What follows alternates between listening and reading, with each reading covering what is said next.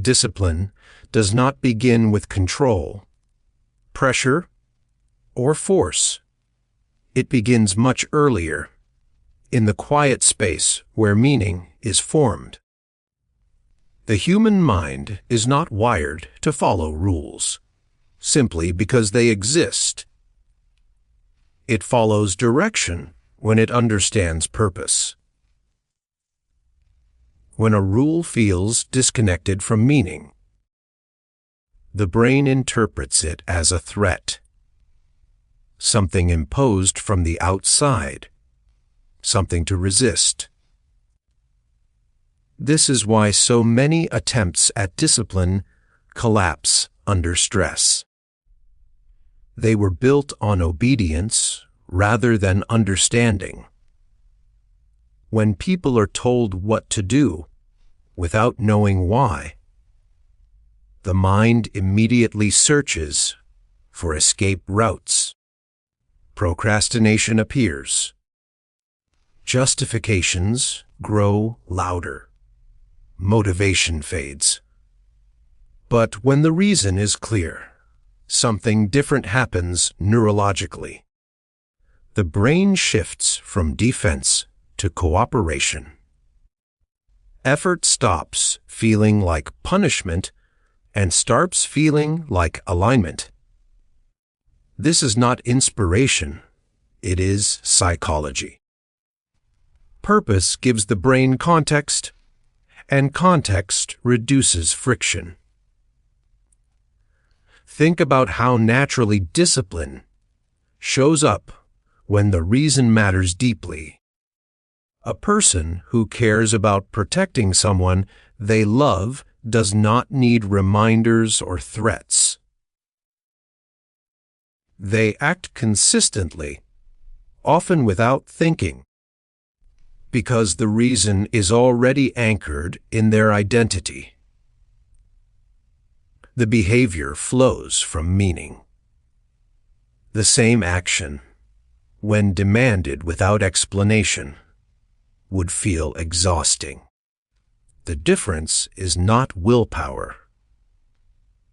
The difference is clarity. Most people try to discipline behavior before they discipline understanding.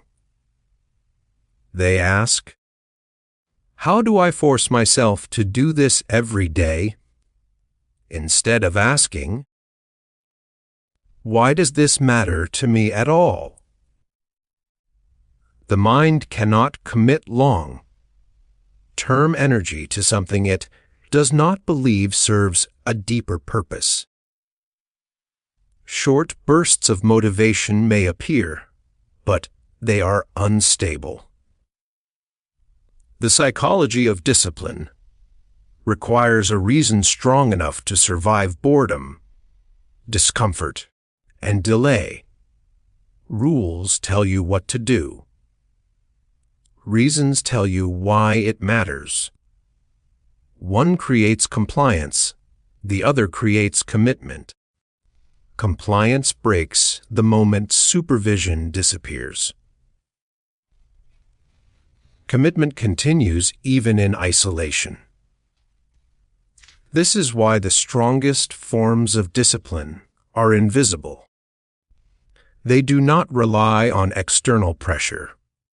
They rely on internal agreement. When someone understands their reason, discipline becomes self-directed. The brain stops negotiating with excuses because the action is no longer optional. It becomes connected to values, identity, and long-term meaning. The task may still be difficult, but it is no longer confusing. Confusion drains energy. Clarity conserves it. There is also trust involved. When the reason is clear, the mind trusts the effort. It knows that discomfort has a destination. Pain without meaning feels endless. Pain with purpose feels temporary. This is why people can endure extraordinary hardship when they believe in the reason behind it. The psychology here is simple, but powerful meaning reduces perceived suffering. Many people mistake discipline for rigidity. In reality, discipline built on purpose is flexible. It adapts without breaking, because it is guided by intention rather than fear. Fear-based discipline asks, "What happens if I fail?" Purpose-based discipline asks, "What happens if I stop?"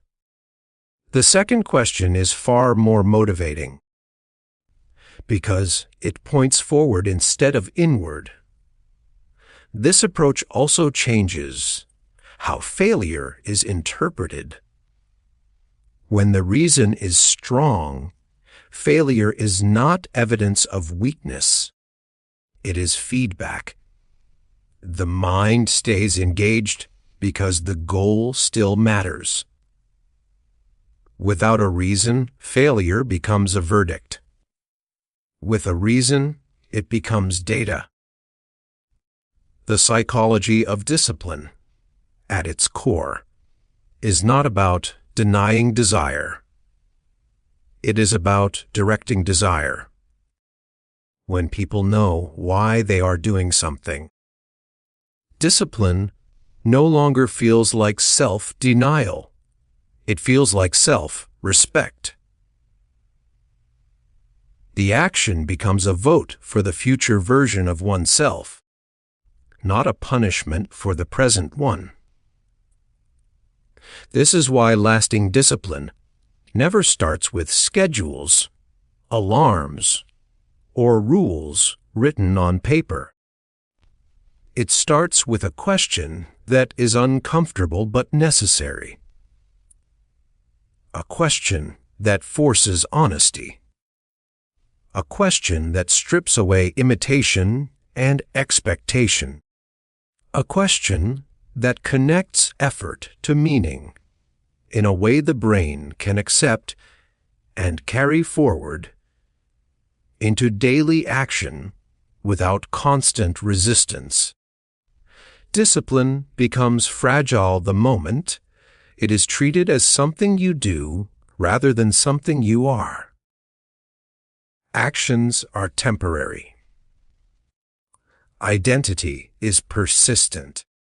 The psychology behind this distinction explains why so many people can perform disciplined behavior for a short period and then suddenly collapse back into old patterns. When discipline is framed as a task, it competes with mood, energy, and circumstances. When it is framed as identity, it no longer asks for permission from those variables. The human brain is constantly answering one question, often without conscious awareness.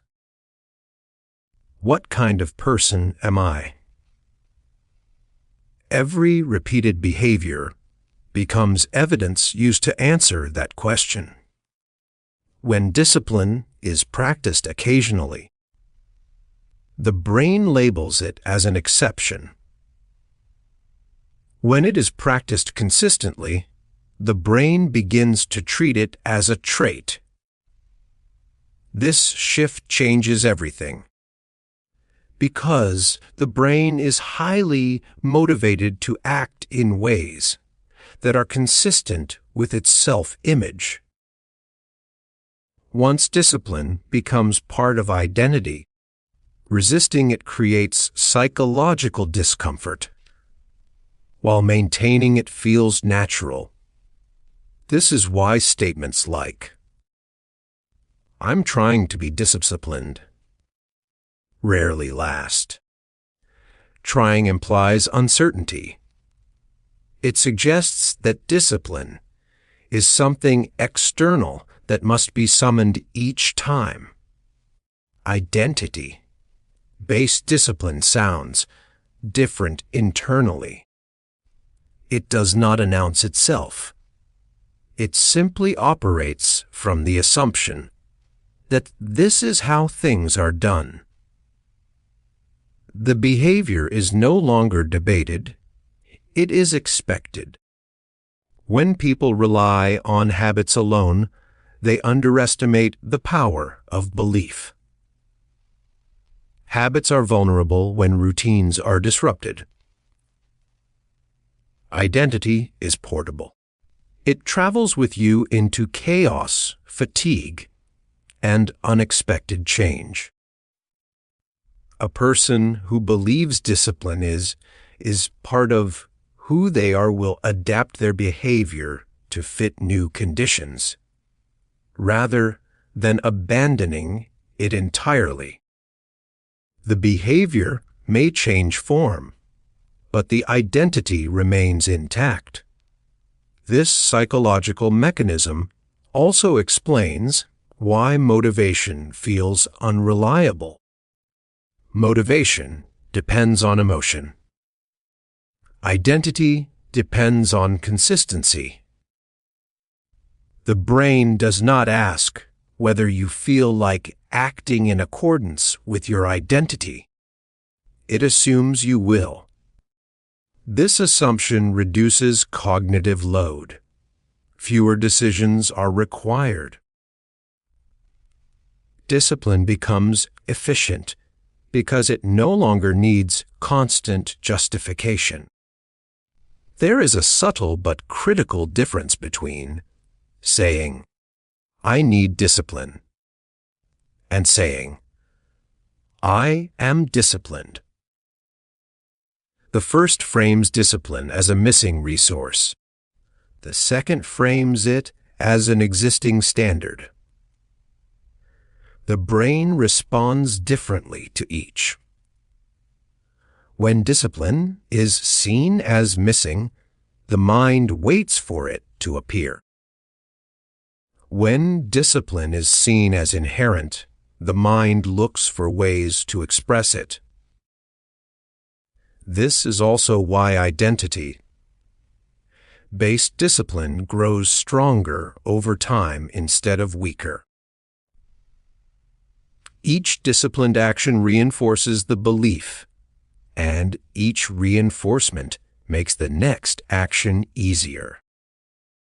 This creates a feedback loop where behavior and identity strengthen each other. The brain begins to protect this identity, resisting actions that contradict it. Skipping discipline no longer feels like relief. It feels like misalignment. Importantly, this form of discipline does not require perfection. Identity is not built on flawless execution, but on repeated alignment. Even when someone slips, the identity acts as an anchor. Instead of spiraling into self-judgment, the mind seeks to return to consistency, because inconsistency feels temporary and foreign. Failure does not erase identity. It challenges it, and the brain responds by restoring balance. Many people fear that tying discipline to identity will create rigidity or pressure. In reality, it creates stability. Identity-based discipline is not about harsh control. It is about coherence between values and behavior. When actions reflect identity, effort feels meaningful rather than forced. The mind experiences less internal conflict because it is no longer arguing with itself. The psychology here is quiet but profound. The most disciplined individuals are not constantly exerting effort. They are simply acting in accordance with who they believe they are. Their discipline is not loud, dramatic, or visible. It is steady, predictable, and deeply ingrained. They do not wait for discipline to arrive. They express it naturally through their choices because their behavior is no longer separate from their sense of self. The human mind is not designed to operate at maximum intensity for long periods of time. It is designed to adapt through repetition.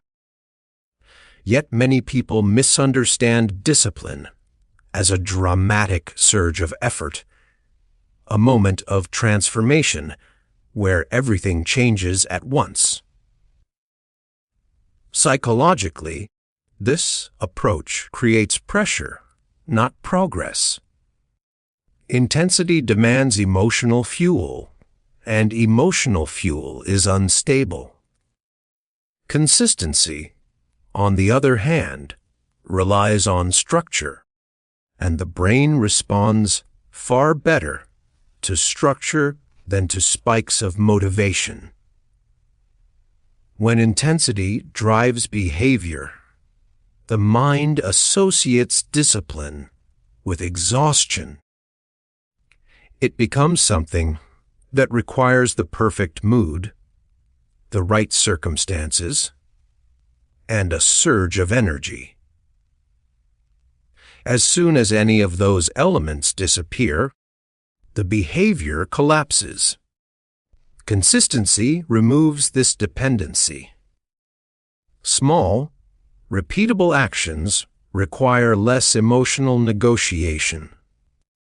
The brain learns what to expect, and expectation reduces resistance. Neuroscience shows that repetition strengthens neural pathways. Each time an action is repeated, the brain expends less energy performing it.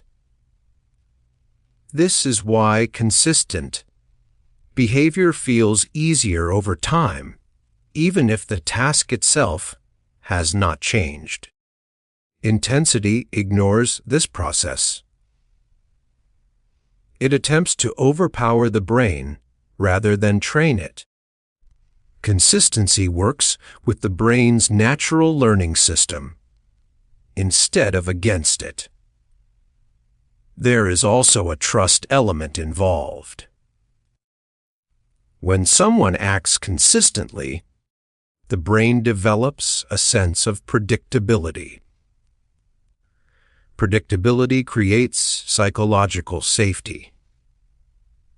The mind relaxes when it knows what is coming next. Intensity disrupts this. It creates uncertainty. One day, everything is done. The next day, nothing is. The brain does not know how to allocate energy, so it defaults to conservation, which often looks like avoidance. Many people believe that doing more will get them further. Psychologically, doing less more often is far more effective. Small actions repeated daily signal commitment without triggering overwhelm. Overwhelm is a threat response. When the brain perceives a task as too large, it prioritizes self-protection and delays action. Consistency keeps tasks below the threat threshold, allowing momentum to build quietly. Another critical aspect is identity reinforcement. Consistent actions provide continuous evidence of reliability. Intense bursts provide impressive moments, but little proof of stability. The brain values stability because it reduces uncertainty. When behavior is consistent, the mind begins to assume continuation. Discipline stops being a question and becomes a pattern. Consistency also changes how setbacks are perceived. In an intensity-driven mindset, a missed day feels catastrophic because so much effort was invested in a short time.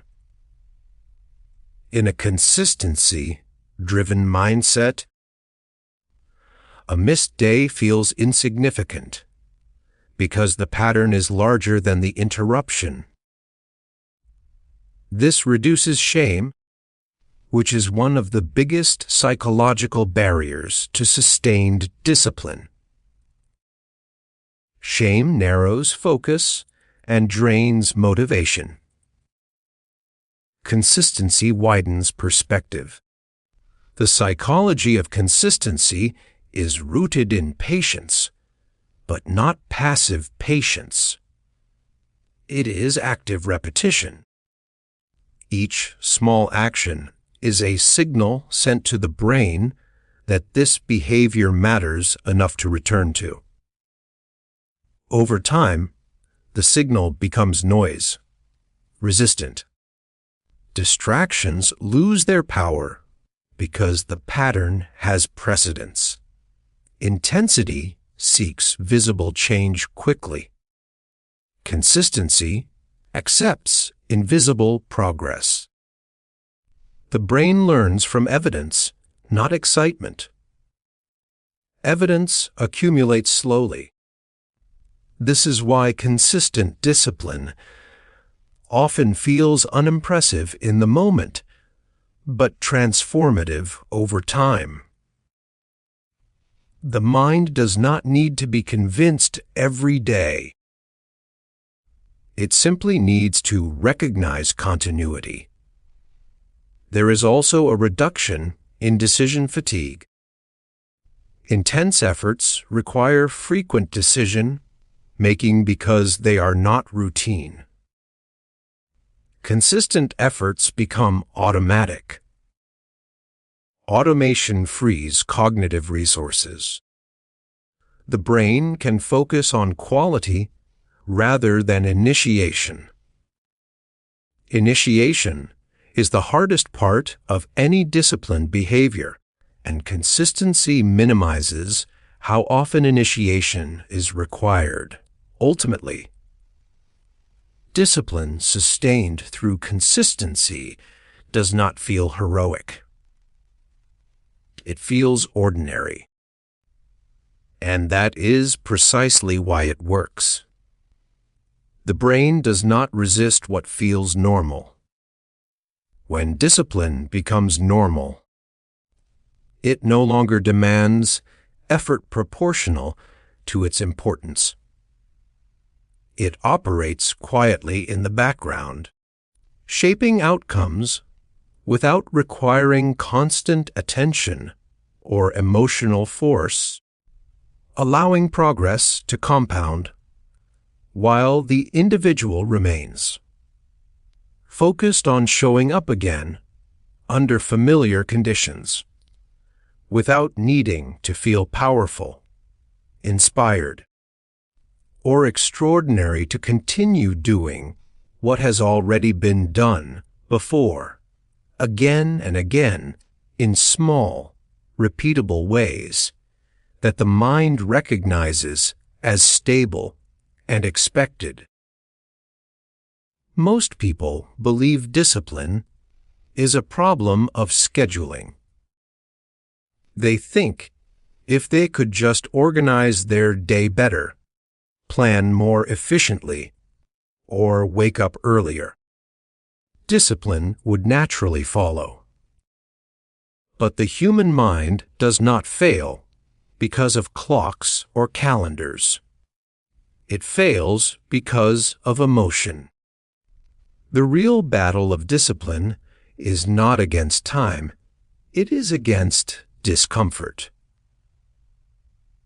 the brain is constantly scanning for threats, and discomfort is interpreted as one of them. When a task triggers frustration, boredom, fear, or self-doubt, the brain's priority becomes avoidance, not productivity. This is why people can have plenty of time and still avoid what matters most.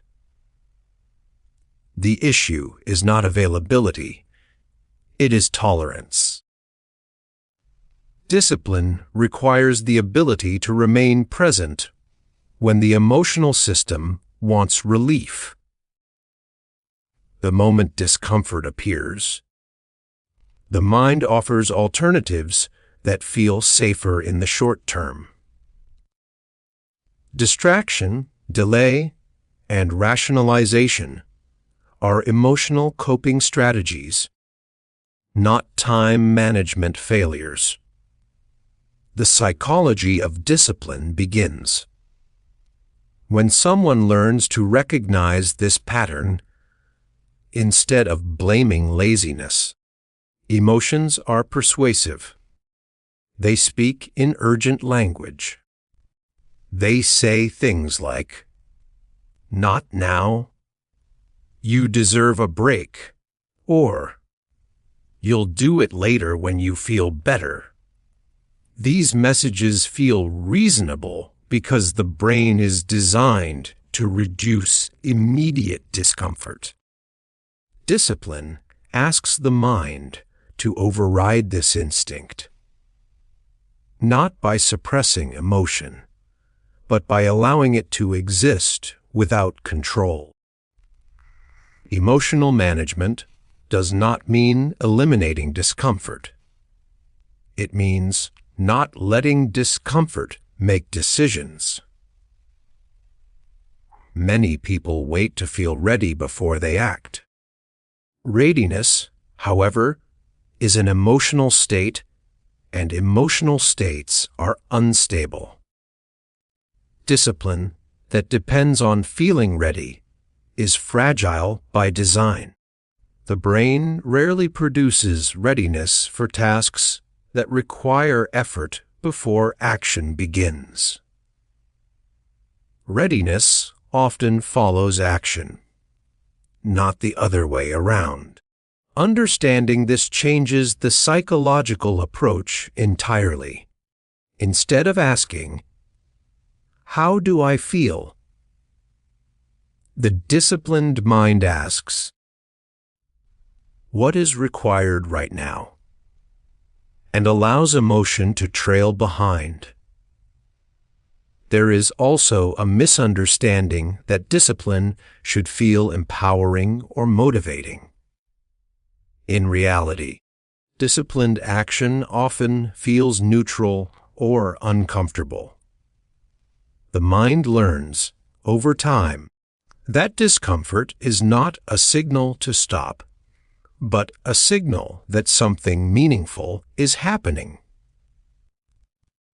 This reframing is critical. When discomfort is interpreted as danger, avoidance increases. When it is interpreted as part of the process, resistance decreases. Emotional management also involves self-talk. The internal language people use during moments of resistance determines whether discipline survives. Harsh self-criticism amplifies emotional intensity, making tasks feel heavier. Gentle firmness reduces emotional volatility. The brain responds better to calm authority than to internal aggression. Discipline grows when the inner voice remains steady under pressure. Another emotional factor is delayed reward. The brain prefers immediate gratification. Discipline often offers rewards that are distant and abstract. This creates emotional imbalance. To manage this, disciplined individuals learn to find satisfaction in completion rather than outcome.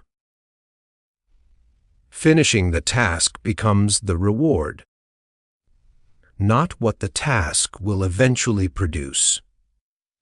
This trains the emotional system to associate effort with closure rather than longing. Avoidance behaviors are often misunderstood as lack of willpower. Psychologically, they are attempts to regulate emotion. Scrolling, snacking, or procrastinating are ways the brain seeks comfort. Discipline does not attack these behaviors directly. It addresses the discomfort driving them. When emotional awareness increases, impulsive behaviors lose intensity because their function is understood. Stress is another critical component. Under stress, the brain narrows focus and prioritizes survival. Long-term goals fade. Discipline weakens not because someone does not care, but because stress hijacks attention.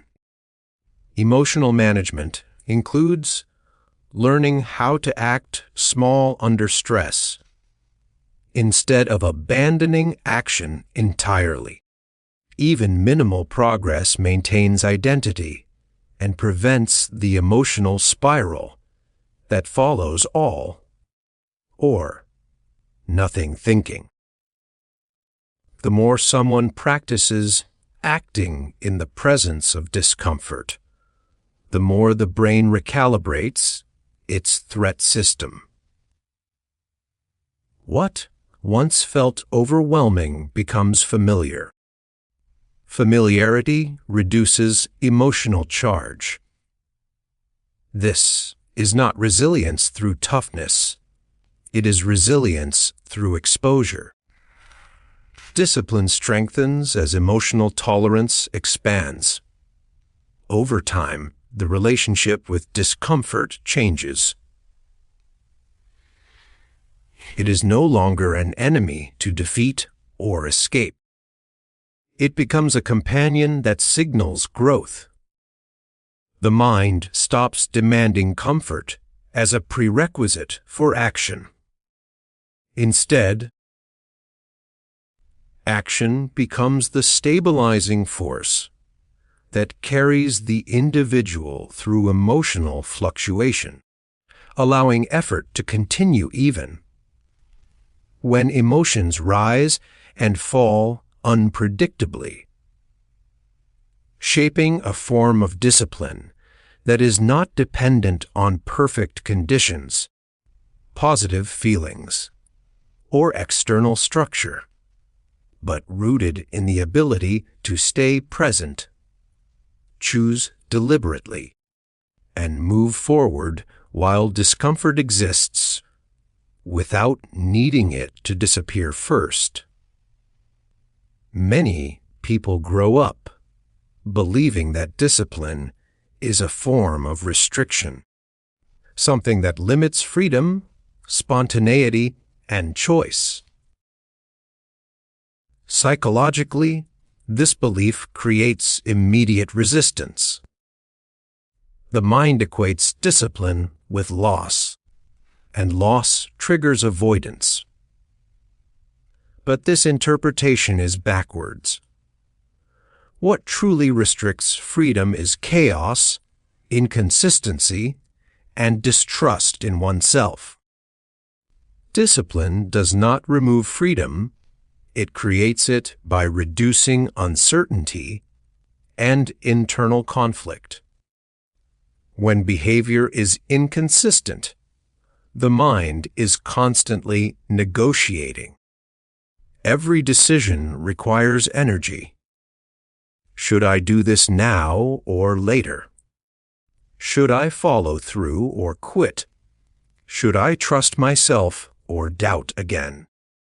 This constant negotiation drains mental resources and creates anxiety.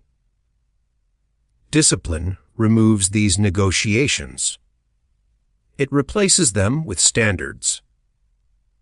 When standards exist, fewer decisions are needed, and fewer decisions mean less mental fatigue. This is where freedom begins. There is a psychological relief that comes from knowing what you will do regardless of mood. That relief is often misunderstood as rigidity, but it is actually stability. Stability allows the mind to relax. When the brain trusts that actions will align with intentions, it no longer needs to monitor itself constantly. Self-monitoring is exhausting. Discipline quiets that internal noise. Freedom is often imagined as having unlimited options. In reality, too many options overwhelm the brain. Choice overload creates paralysis, not liberation. Discipline narrows focus intentionally. By deciding in advance what matters, the mind is freed from reacting to every impulse. This selective focus increases clarity. Clarity increases confidence. Confidence increases the feeling of freedom. Another overlooked aspect is self-trust. Every time someone says they will do something and does not, the brain records that inconsistency. Over time, this erodes trust in oneself. Lack of self-trust creates hesitation. Hesitation limits freedom because every action is questioned. Discipline rebuilds self-trust through reliability. Each follow-through is a deposit. As trust accumulates, decisiveness grows. Decisiveness feels like freedom because it removes doubt. Discipline also reduces fear. Fear thrives in unpredictability. When routines are unstable, the brain stays alert, scanning for threats and surprises. Discipline introduces predictability. Predictability signals safety. When the brain feels safe, it is more creative, more open, and more flexible. This is why disciplined individuals often appear calm under pressure. Their systems are stable, even when circumstances are not. There is also an external dimension. When people are disciplined, others learn what to expect from them. Expectations become clear. Clear expectations reduce conflict. Reduced conflict increases autonomy. The disciplined person is trusted with more responsibility, more independence, more opportunity. Freedom expands not because rules were broken, but because reliability was demonstrated. Emotionally, discipline prevents regret. Regret is one of the heaviest psychological burdens. It keeps the mind trapped in the past, replaying missed actions and broken promises. Discipline minimizes regret by aligning daily behavior with long-term values. When actions match values, the mind experiences coherence. Coherence feels peaceful. Peace creates the mental space to explore, experiment, and take calculated risks. Many people chase freedom by avoiding structure. Psychologically, this leads to the opposite outcome. Without structure, impulses dominate. Impulses are short-sighted. They prioritize immediate comfort over long-term benefit. Living at the mercy of impulse is not freedom. It is reactivity. Discipline shifts control from impulse to intention. Intention is deliberate. Deliberate action feels empowering. There is also the matter of boundaries. Discipline creates boundaries with time, energy, and attention. Boundaries protect resources. Protected resources allow choice. When energy is constantly depleted by chaos, options shrink. When energy is conserved through discipline, options expand. The ability to say yes or no confidently is a form of freedom most people never experience. Over time, disciplined behavior simplifies life. Simplicity reduces cognitive clutter. Reduced clutter increases presence. Presence allows enjoyment. Enjoyment is often mistaken for pleasure. But psychologically it comes from engagement without distraction or guilt. Discipline removes the guilt that follows neglect and avoidance, making enjoyment cleaner and more complete. The paradox is that discipline feels restrictive only at the beginning, when it is unfamiliar. As it becomes integrated, it removes far more limitations than it creates. It clears mental space, strengthens self-trust, reduces fear, and stabilizes identity. What remains is a quieter mind that is no longer pulled in every direction, able to choose deliberately instead of reactively, and capable of moving through life with a sense of control that feels less like effort and more like freedom in motion sustained by reliability rather than impulse. The human brain is not persuaded by intentions alone. It does not reorganize itself around what someone plans to do, promises to do, or hopes to do. Psychologically, the brain learns through evidence. It watches behavior and draws conclusions. Every action becomes data. Every follow-through becomes proof. Every missed commitment becomes counterproof. Discipline strengthens not when promises are made, but when evidence accumulates.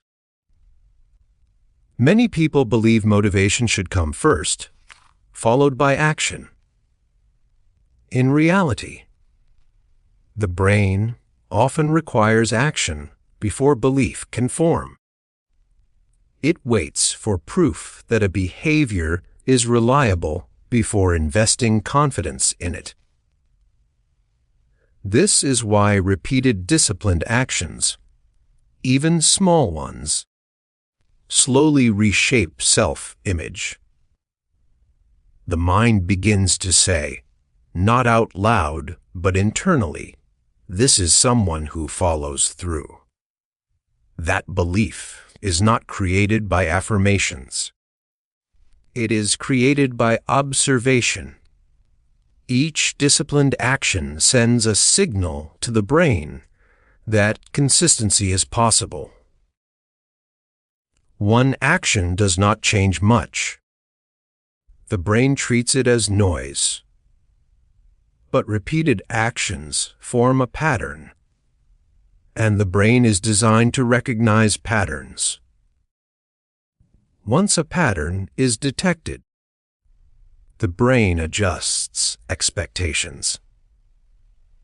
Doubt weakens because the evidence contradicts it. Confidence is not a feeling that appears randomly. It is a conclusion drawn from repeated proof. This is why discipline does not require dramatic gestures. The brain values reliability more than intensity.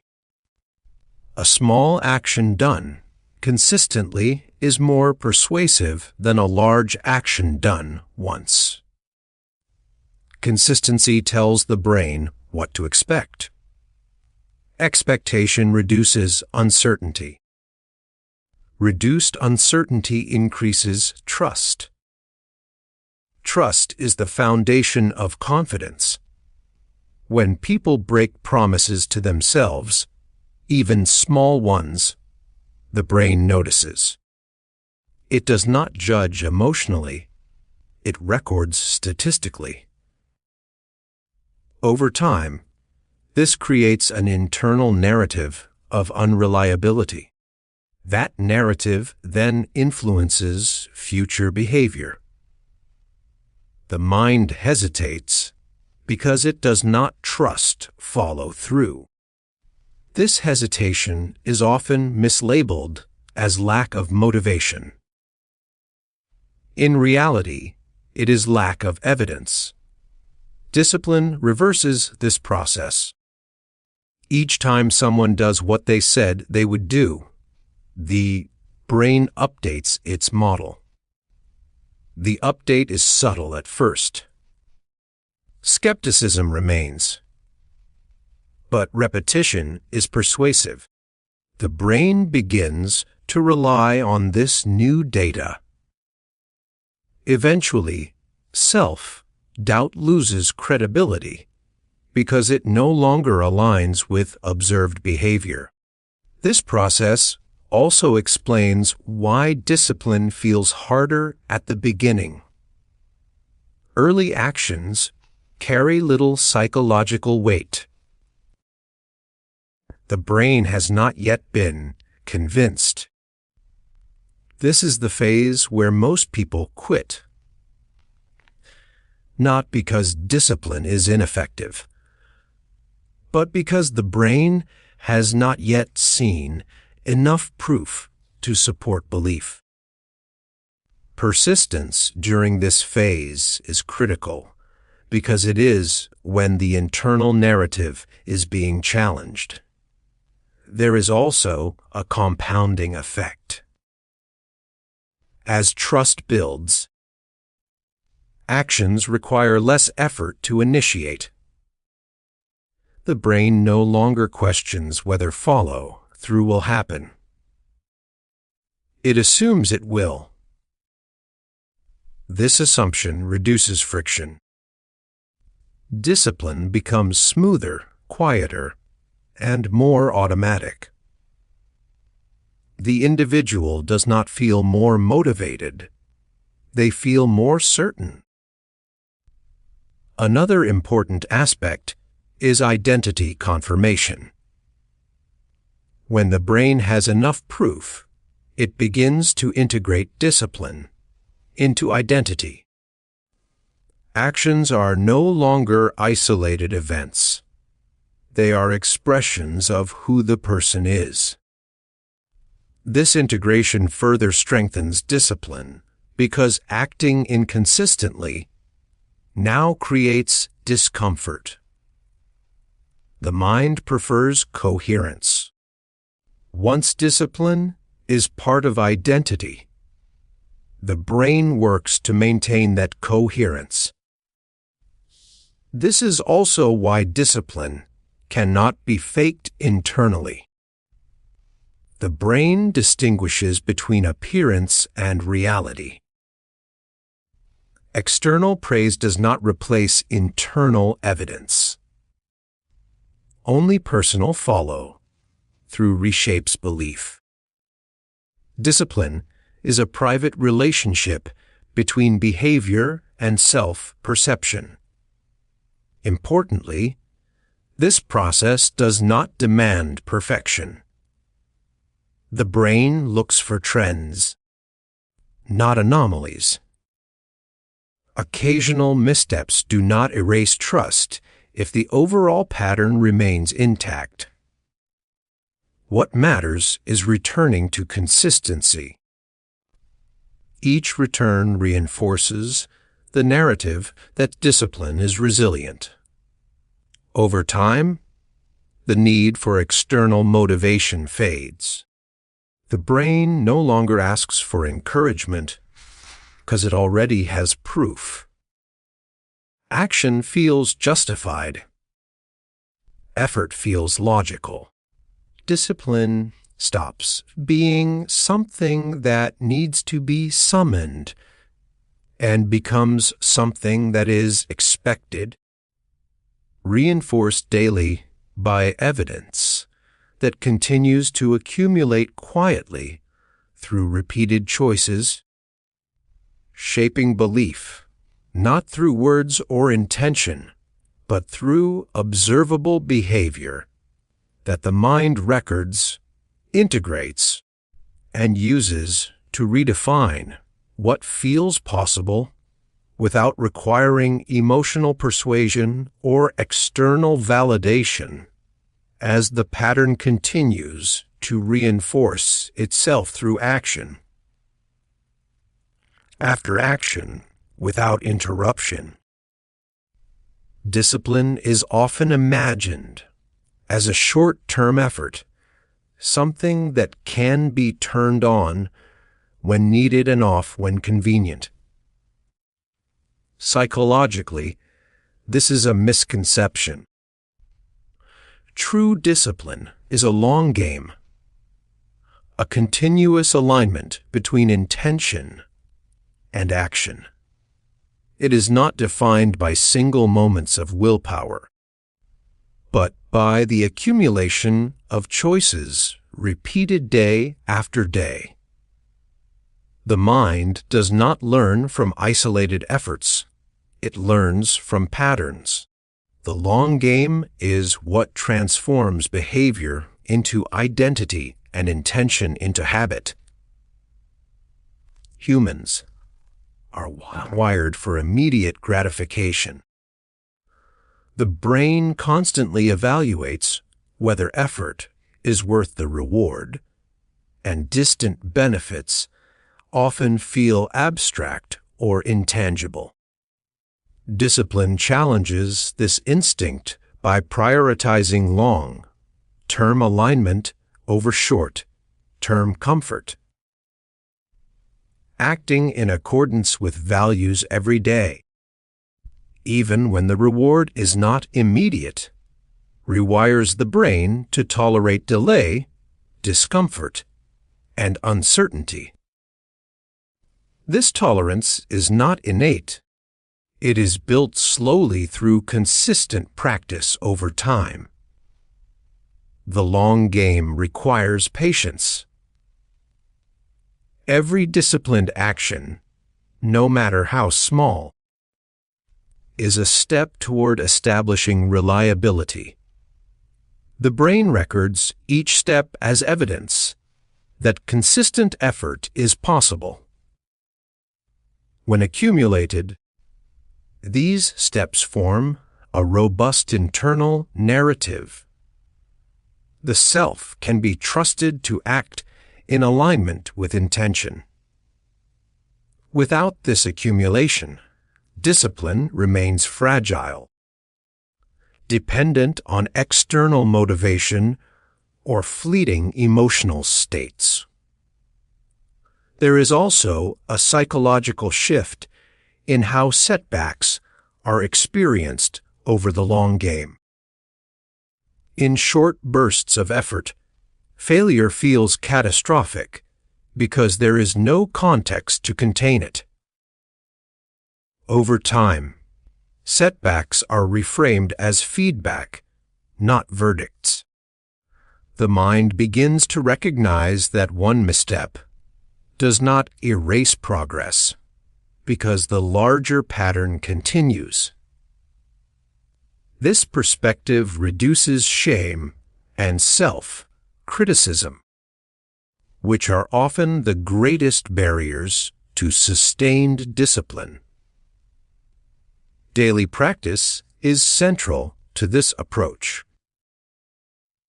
Discipline is reinforced not through grand gestures, but through repetition. The brain strengthens neural pathways with repeated action, making future behavior easier and more automatic. The long game leverages this neurological principle, stacking small efforts into significant internal change. Over weeks, months, and years, these repeated choices solidify self-trust, resilience, and consistency. Another element of the long game is the interplay between intention and identity. Every action aligned with long-term goals serves as proof of character.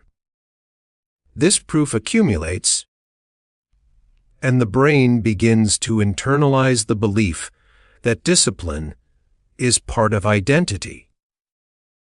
Once this shift occurs, effort is no longer a constant negotiation. It becomes expected behavior. The individual stops debating whether to act and begins operating from a foundation of internal certainty. The long game also changes how the brain perceives reward. Immediate pleasure loses its dominance because the mind begins to measure fulfillment through alignment with purpose.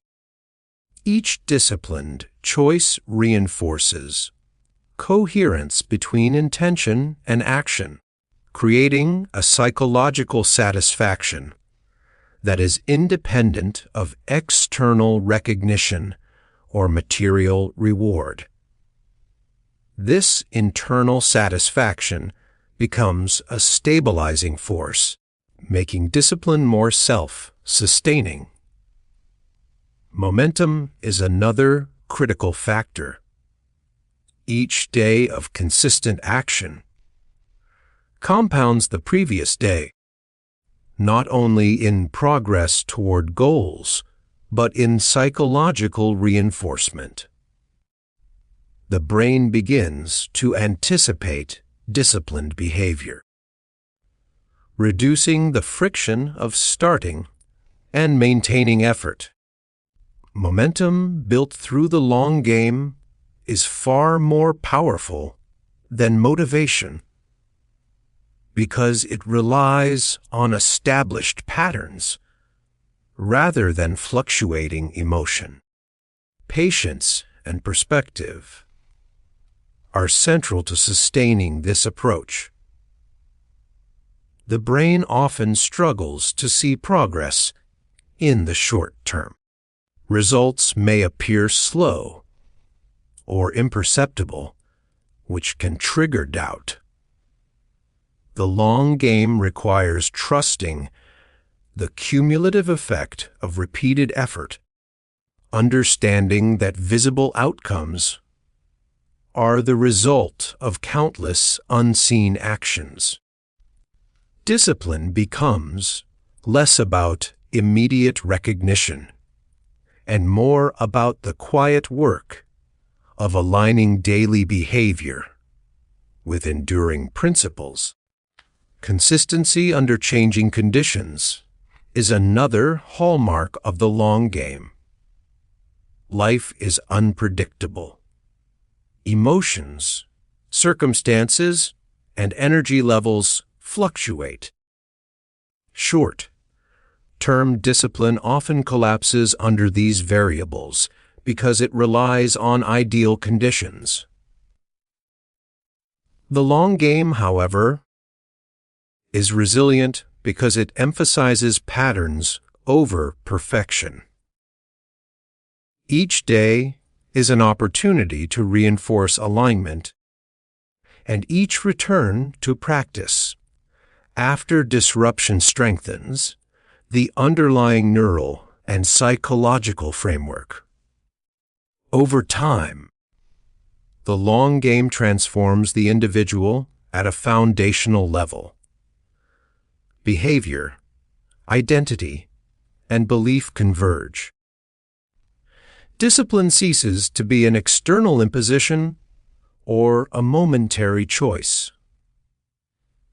It becomes a continuous expression of self, maintained not by force, but by the natural expectation that actions align with intention, creating a steady, durable foundation that persists through distractions, discomfort, and uncertainty, producing a life shaped less by impulsive reactions and more by deliberate, sustained, and coherent practice maintained every day. Discipline is not a fleeting moment of effort or a series of rules to follow. It is a deeply psychological process that shapes who we are, how we think, and how we act. It begins with understanding purpose, aligns with identity, grows through consistent action, and strengthens as we learn to navigate discomfort. It builds freedom, trust, and confidence, all through the quiet accumulation of proof over time. Practiced daily, it transforms not just behavior, but the way the mind perceives possibility, resilience, and control. Discipline is a long game, a practice of showing up, proving reliability to oneself, and gradually shaping a life where intention and action exist in harmony. It is the invisible force that quietly empowers us to achieve, endure, and become the person we are capable of being.